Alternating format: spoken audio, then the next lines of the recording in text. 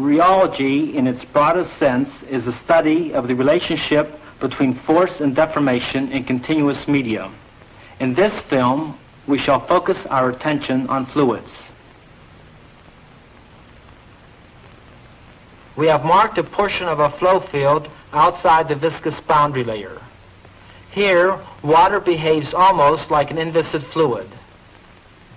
In the model of the inviscid fluid, the basic assumption behind the stress-deformation relation, whether the fluid is equilibrium or in motion, is that there are no shear stresses, or, equivalently, that the pressure is isotropic. This statement, when combined with the balance of momentum equation, leads to Euler's equation of motion. In this flow, glycerin shows evidence of shear stresses.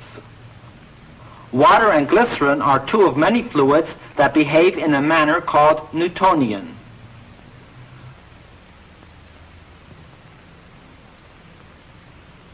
With no relative motion, the Newtonian fluid has no shear stresses. The pressure is isotropic. In relative motion, however, the stresses are linear functions of the instantaneous velocity gradients. If we formulate this stress-deformation relation for the Newtonian fluid so that it is independent of the observer and couple it with momentum equations, we obtain the Navier-Stokes equation. There are many situations, however, for which these models are quite inadequate. This is especially the case when you are dealing with materials containing large molecules. This ball, for example, bounces quite vigorously, like an elastic solid. Yet, it really is a fluid. We'll come back to it later. Here's a viscous material, which I can pour into this beaker.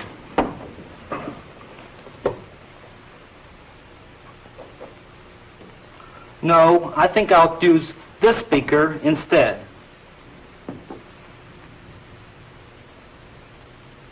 I can even cut it to length.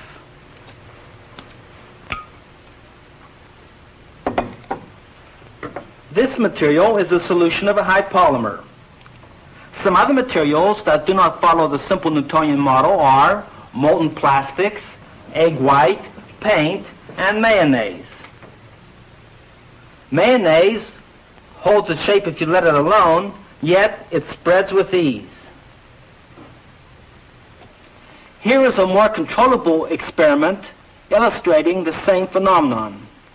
There is no stopcock at the bottom, and this vessel is open to the atmosphere on top, and yet this clay suspension does not flow. I can put this simple piston here, place this small weight on it, still no flow. Now a larger weight. It flows, but very slowly. A much larger weight. The flow is fairly rapid. I take the weight off. The flow stops. In a state of equilibrium, this material can support a shearing stress up to a critical value called a yield value. Even with materials not having yield values, the Newtonian fluid cannot explain many flow phenomena. For many of these, a more general model, that of the memory fluid, does provide an explanation. For the memory fluid, the pressure is isotropic in the equilibrium state where no changes of either the stress or the deformation are taking place. In relative motion, however, in contrast to the Newtonian fluid, the history of the deformation is significant. Instead of a linear function, the memory fluid reveals nonlinearities. In fact, nonlinearity affects both the shear stresses and the normal stresses. So, for the memory fluid, the stress is a nonlinear function of the history of the deformation gradient. For this model too, flow problems are solved by expressing this assumption mathematically and using the momentum equations. First, we will look at experiments demonstrating that stress does depend on the history of the deformation. This material exhibits both viscous and elastic characteristics.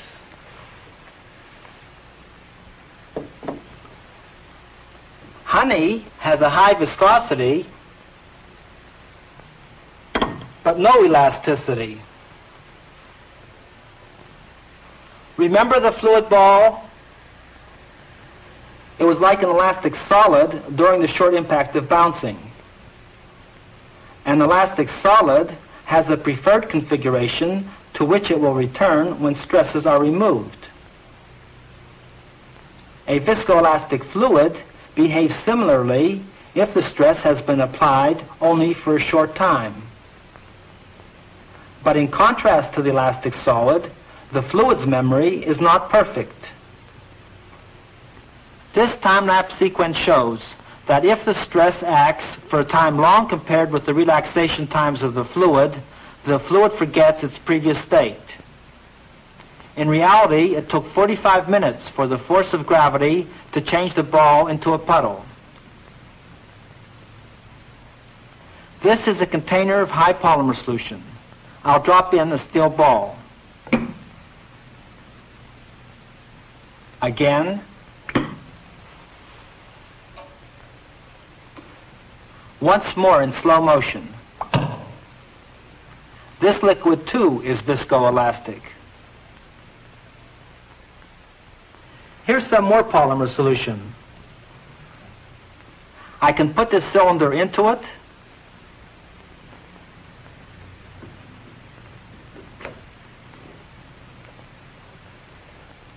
and turn it a full 360 degrees. When I let go quickly, it returns almost half the distance.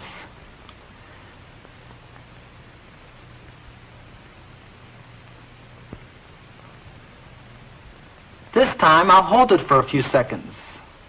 Since the fluid has a fading memory, when I do let go, the recovery is a much smaller fraction of the original deformation. We can make quantitative measurements of viscoelastic behavior in this type of apparatus. The test liquid is confined in this annulus. The outer cylinder is held stationary, and we can apply a torque to the inner one with this weight, which we can hang there. A trigger here releases the mechanism. To remove the torque, there is a slip toggle there. We can record the response of the inner cylinder, that is, its angular rotation as a function of time, with the pen on a chart moving at constant speed. The weight of the recording pen is counterbalanced by this small weight. We have, of course, designed this experiment to minimize extraneous effects arising from the inertia of the fluid, the inertia of the moving parts, and from friction. The first experiment is with a Newtonian fluid designated by the letter N. A constant velocity is attained almost at once since inertial effects are small.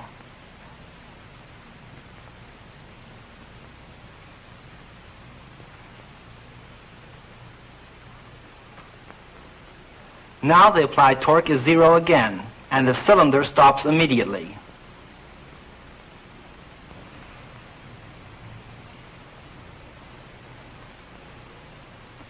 This time, the fluid in the annulus is viscoelastic. A constant velocity is not immediately obtained. Even though the stress is constant, the deformation and the rate of deformation are changing with time.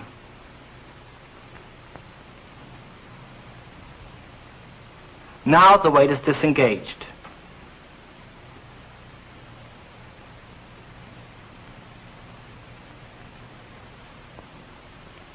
Let's watch that again.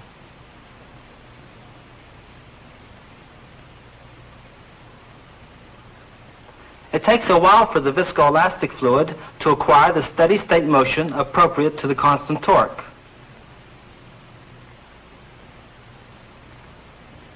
When we remove the torque, we see the cylinder actually reverse its direction. Although no torque is being applied, the material is deforming because of the elastic character of the fluid. Not all the energy used to produce the flow was dissipated. Some was stored and then recovered. We have looked at some experiments showing that the stress depends on the history of the deformation. To illustrate nonlinear behavior, we shall do experiments in which the time-dependent characteristics of the fluids are negligible. Here we have two identical reservoirs with two identical outlet tubes. One contains a Newtonian fluid, the other a non-Newtonian. The levels are the same.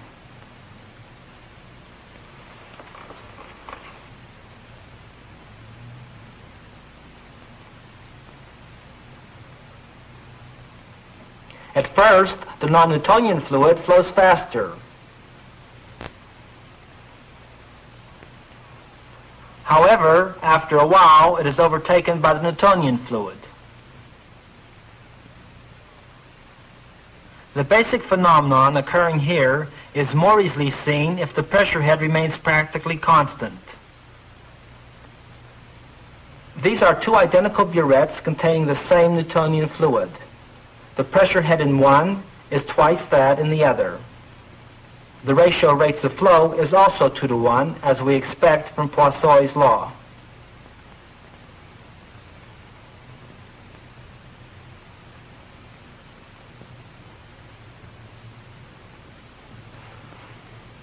But if we charge both burettes with the fluid exhibiting nonlinear behavior and apply the same ratio of pressure heads, the result is quite different. With this polymer solution, when the head is doubled, the rate of flow is more than doubled. It appears that the viscosity is less at the higher velocity gradient. This type of steady flow behavior is called pseudoplastic or shear thinning. There are some fluids that create a contrary situation. For this suspension, the viscosity is higher at the higher rates of flow. This is called dilatant or shear thickening behavior.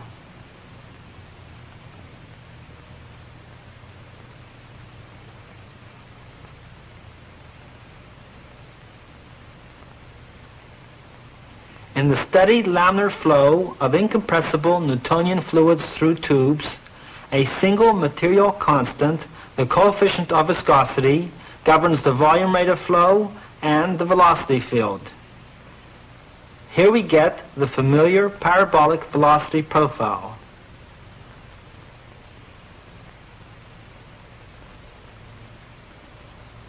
However, for more general fluids, the flow rate and the velocity field are governed by a viscosity function. For such a fluid, the velocity profile can be very different from parabolic.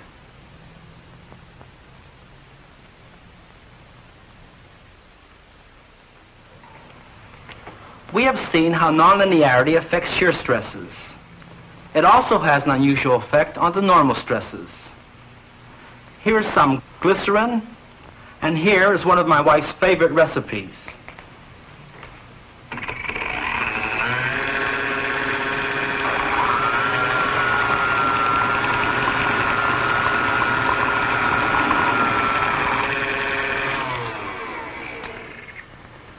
Why does the cake batter climb the mixing shaft in contrast to the behavior of the Newtonian fluid?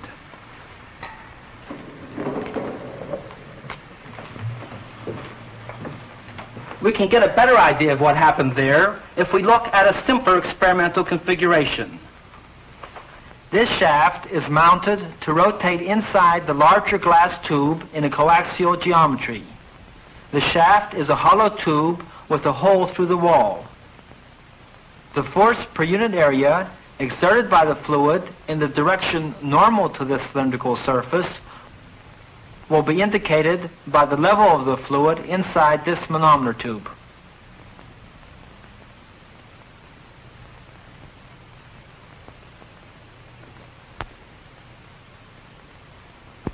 The stress normal to the outer cylinder will be shown by the level of the fluid in this sidearm manometer tube attached over a hole in the outer cylinder.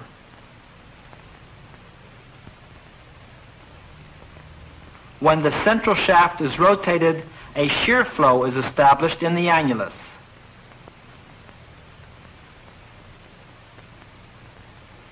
The polymer solution climbs up around the rotating center tube as the cake batter did.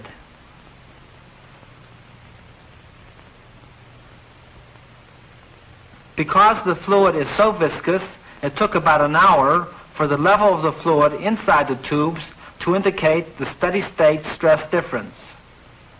Note that the stress exerted by the fluid normal to the cylinder walls is greater on the inner cylinder than on the outer. This is in contrast to the behavior of a Newtonian fluid, where the centrifugal field alone governs the pressure distribution. Here is another apparatus where we can observe a related phenomenon. This time, the material is sheared between two parallel discs, one of which can rotate, while the other is stationary. The distribution of stress normal to the stationary disc will be shown by the level of the fluid in these glass tubes. Of course, this level will be uniform in the tubes if there is no rotation. Remember, this time we are not concerned with the flow in the annulus between the vertical walls, but with the shear flow in the narrow space between the flat plates.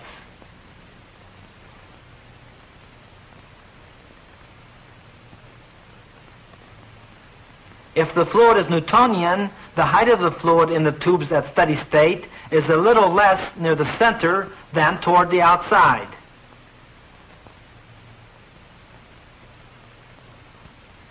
For a non-Newtonian fluid at the same speed, the force normal to the stationary plate may be considerably greater toward the center.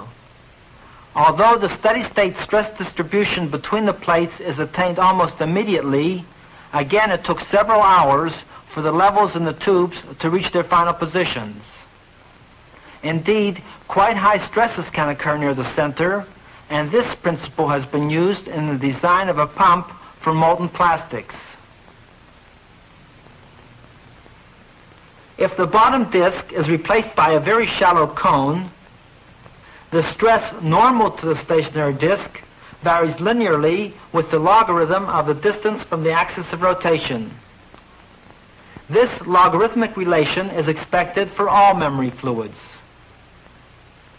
These normal stress effects come directly from the nonlinearity in the stress deformation relation. This diagram represents steady, simple shearing between infinite parallel plates. In addition to the shear stresses, there are also normal stresses. For the Newtonian fluid, the normal stresses in these three directions are all the same. With nonlinearity in general, they will not be the same. We have just seen some experiments in cylindrical geometries.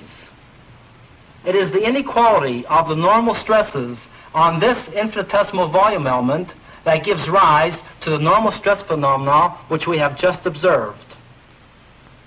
We have looked at some simple flow situations. Now let us look at two more complicated experiments. This tank contains two fluids, each of which is in its own compartment, but both of which can be subjected to the same air pressure. One of the fluids exhibits Newtonian behavior, the other non-Newtonian. The compartments have identical small orifices through which the liquids can be forced.